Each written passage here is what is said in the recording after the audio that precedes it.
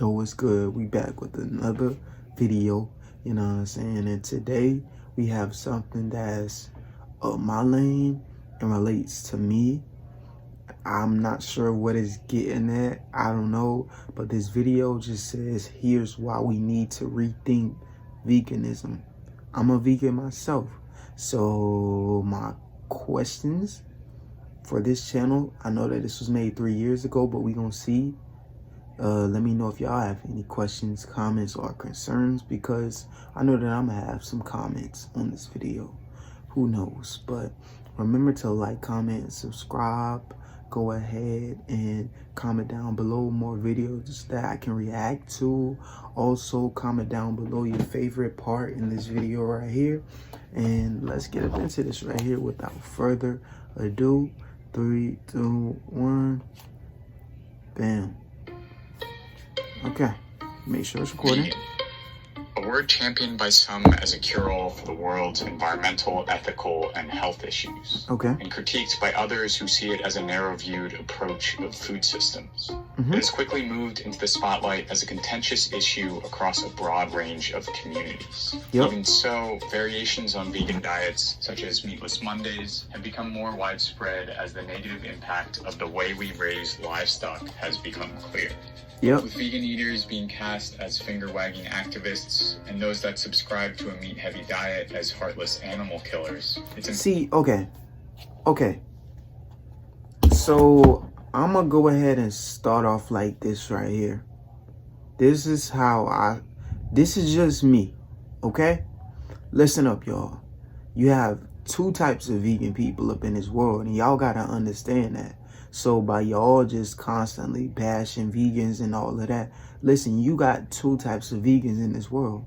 You got the peaceful vegans, the ones who are vegan and they're not trying to force it on nobody else because they know that everybody is entitled to their own choices. At the end of the day, if people want to go vegan, that's them. If people want to eat meat, then that's them. And then you got the other ones who are willing to argue.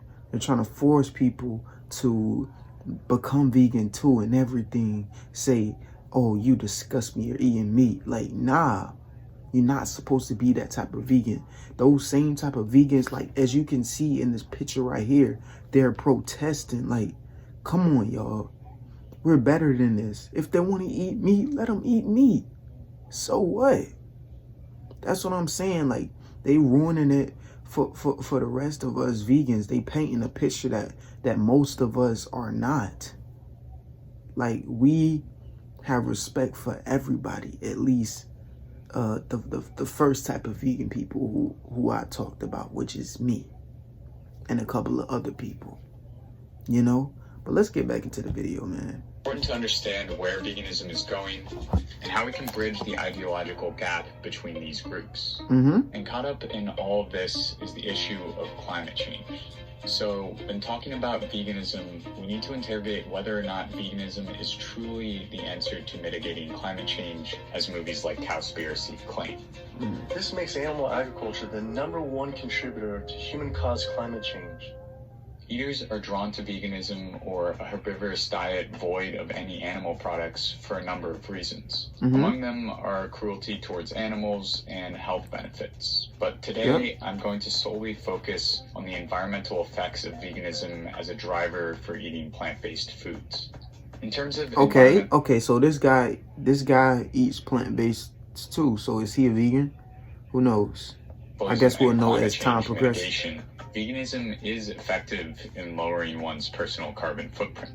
Part of the reason for this is the large amount of emissions produced by the meat industry. According to the Food and Agriculture Organization of the United Nations, livestock emissions account for 14.5% of total global greenhouse gas emissions. Wow. A majority of these emissions come from ruminants like cows, who often require more feed, produce more waste, and need higher amounts of energy input than smaller animals like chickens. In addition, the meat industry has led to deforestation in the name of more land to raise cattle. And as a result, this has led to a decrease in the Earth's capacity to capture and sequester carbon.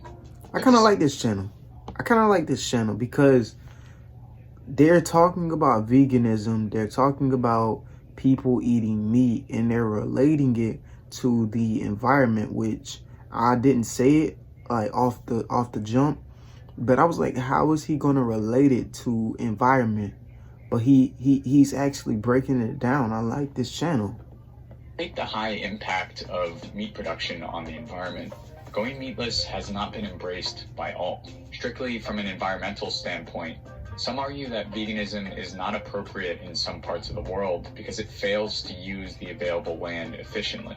In Peters et al.'s study in the Alimenta journal, for example, they revealed that a strict plant-based diet would feed less people than other diets like a dairy-friendly vegetarian diet in the United States because it would fail to make use of perennial grasslands typically used for grazing.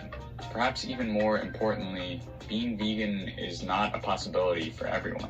For the 23.5 million people living in food deserts in the United States alone, fresh produce and a wide variety of plant-based proteins are simply not available. For low-income people, buying specialty vegan products is often not an option. Yeah. For some people of color, food traditions, including those that involve meat, are an important connection with heritage and a means of resisting assimilation and we understand that. We understand that. That's why I say, like, everybody has a different situation. You know, maybe you can't be vegan because of this and that. Whatever it is because of your issue. Not your issue, is because of your reasoning. Like, whatever your situation is, just live in that situation and be with that and be happy with that, okay? Don't get caught up in the meat, in the vegan argument, because at the end of the day, we both living on this earth and we're both put on this earth to be at peace with each other. So why argue? Why send hate to each other? Why protest? Why can't we be at peace with each other? Their decision is their decision. Why judge? That's the problem nowadays. We judge too much. Judging will never get you nowhere in life. And that's words from Casanovaky. Depression.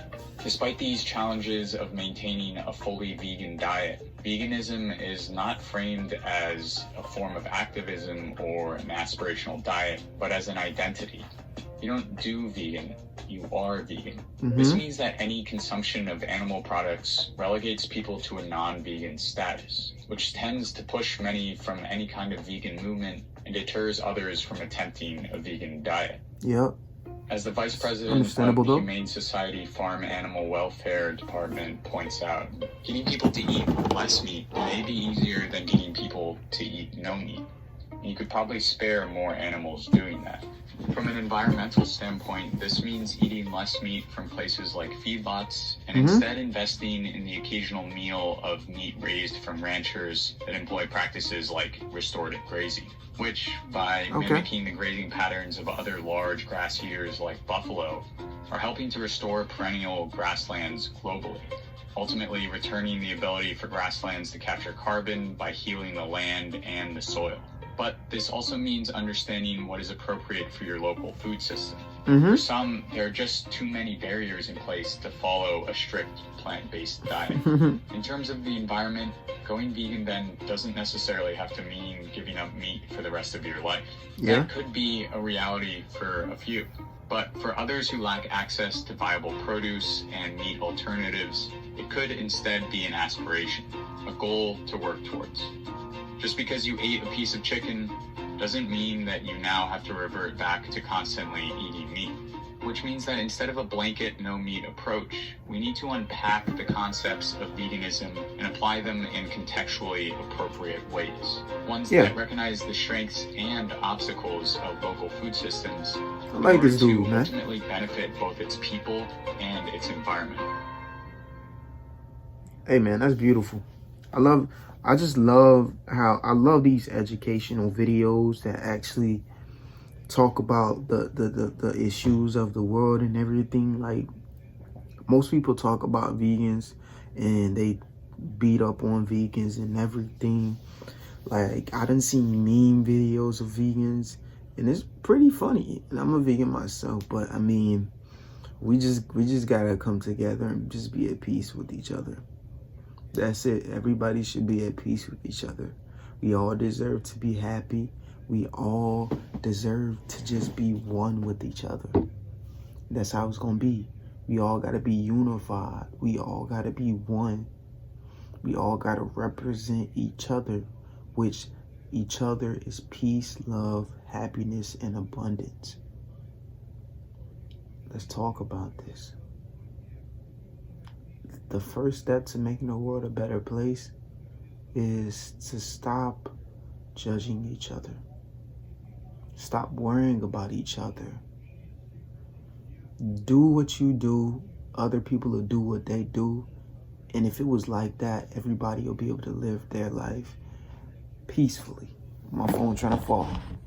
That's the haters, you know, and nothing but the devil trying to make my phone fall. But yeah, basically, just try not to judge in your life. Try not to look at other people's life and envy it. Just work on your dreams. Like, do everything what I tell you to do in every single YouTube video. And you know that I'm about to say it. For my loyal subscribers, you know that, like, you gonna repeat it with me. Look, if no one believes in you, I believe in you. You can do anything that you put your mind to. It just takes hard work, consistency, grinding, and dedication. It's your dream for a reason. Don't let nobody talk you down from your dream. I promise you, God, to just hold your head up and keep pushing. It gets better with time. I love y'all, and I'll catch y'all in the next video. Peace. Stay safe, y'all.